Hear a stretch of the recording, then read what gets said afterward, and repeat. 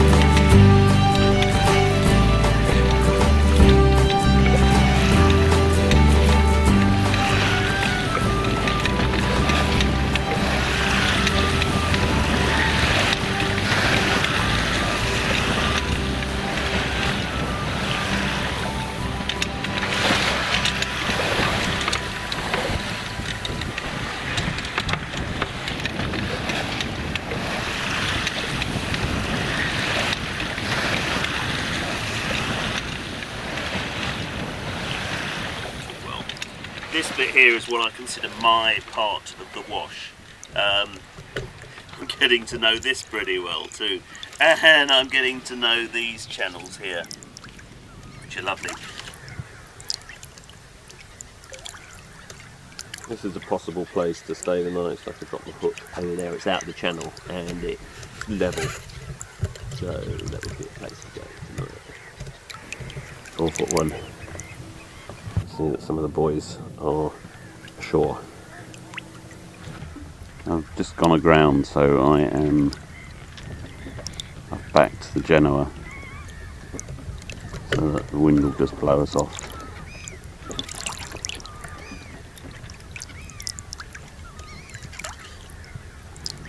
See, she's coming around now.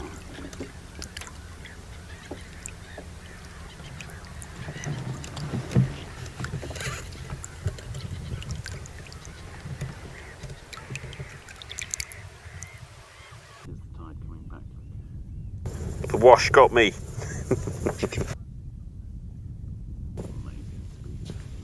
Quite soft.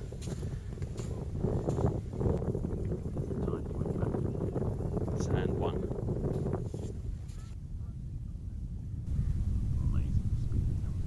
Well, having been caught out by the knee, this little bank here, look, just drying again.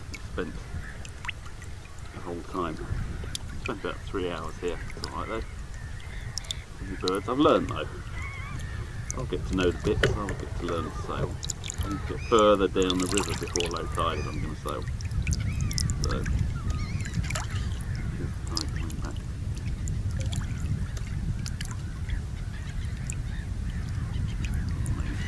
One of the things about the wash though is actually navigating when the tide is low is easy.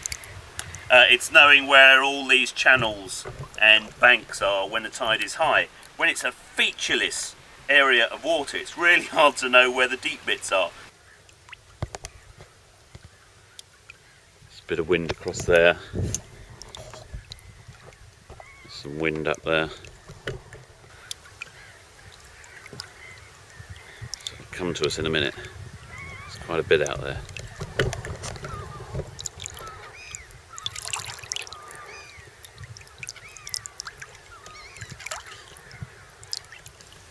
And even at high tide you can still feel the contours underneath. You can see where the tide runs faster in certain places than others, and that's because that's where the channel is. It's marked as well, but you can see that once you get to know a channel you get to know its behaviour a bit. I presume the locals know it really, really well. Not quite the way I do, because they normally know it from behind the steering wheel with 400 horsepower at their control, or 1000 horsepower, I've no idea.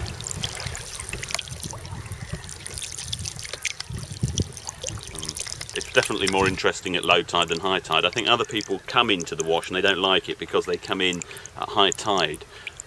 They can't see the banks. They know that the banks are there. They can see them on the charts, but they can't see them. They come in at high tide and they come out of high tide. So the wash is a place of fear. But for a shallow draft boat at low tide, it's a lovely safe place to sail. Because you've got all these sheltered channels to sail in, so it's beautiful.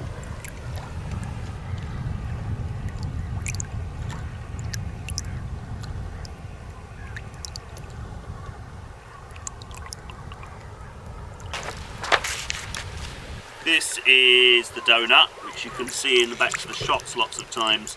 It's a trial bank. At one time they were going to put a bund across the wash and turn it into a giant freshwater reservoir. Never happened, which I guess I'm glad. My plan is to sail up here. I've already explored this at low tide, had a lovely time.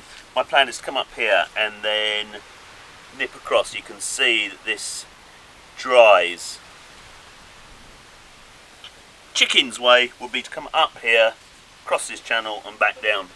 I am going to come across here and nip across this toft sand is the plan. We'll see how it goes.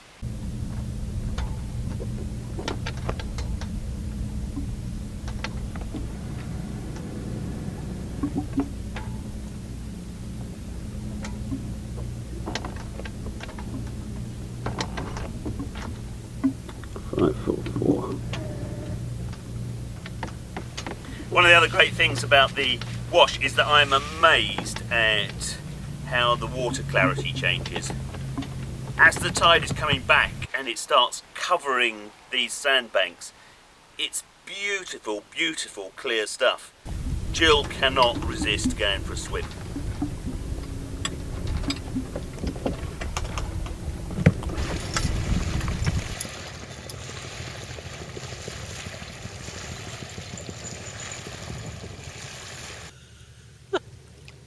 And if she goes for a swim, well, she might as well earn her keep and do a bit of scrubbing.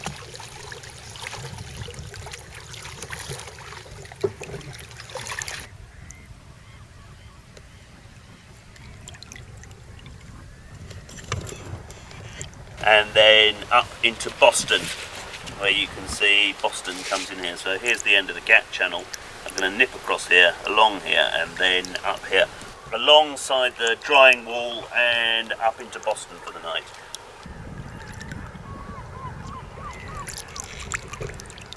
No, it's not going in, is it? I'd say it's coming out pretty fast now.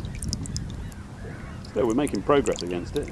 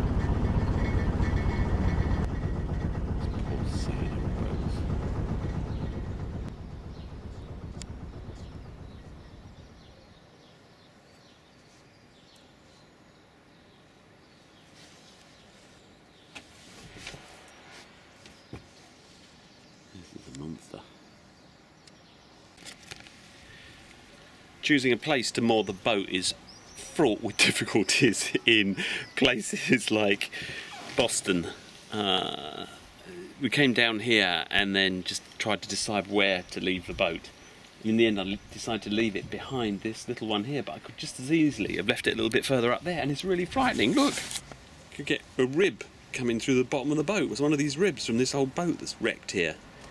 I was also thinking of just mooring up beside this boat here because I thought it would be a good place, but you can see that we'd be sliding down this slope. Even the boats along here, which I was thinking of tying up alongside, they're not very good. I think we've done okay. I've had a poke around and there's soft mud underneath us, and it looks as though it's reasonably level, and surely the tide hasn't got that far to go out now. It's going pretty slowly. Where is it? An extraordinary place.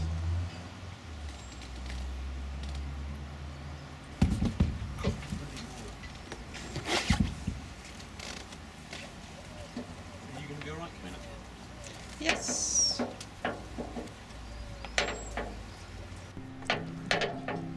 One, two, three. Despite the sunken boats and run-down docks area, I think that Boston is the nicest of the three wash towns.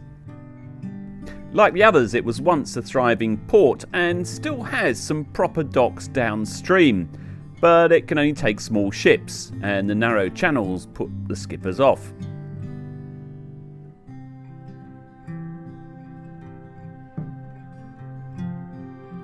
Late on a sultry summer Sunday evening, the place has all but gone to sleep.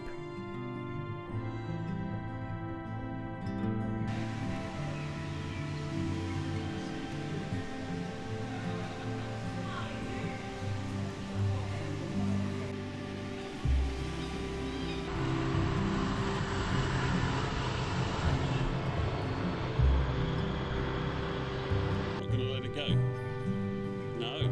The town has a wonderful main square and a second-hand shop, which is called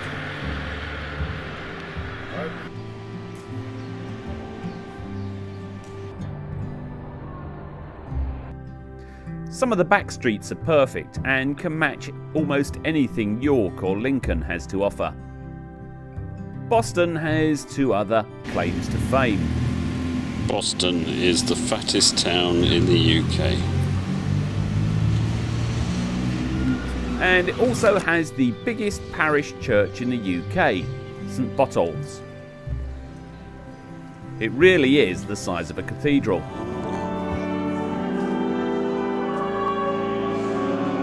There's nobody here.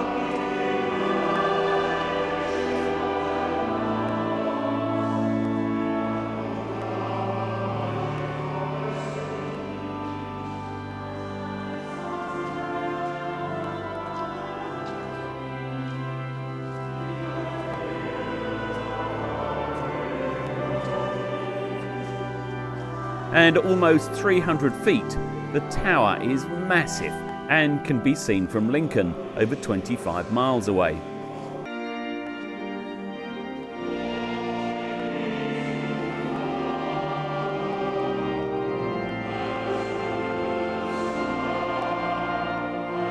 It's a wonderful building, but it costs £800 a day in repair bills just to keep it standing up.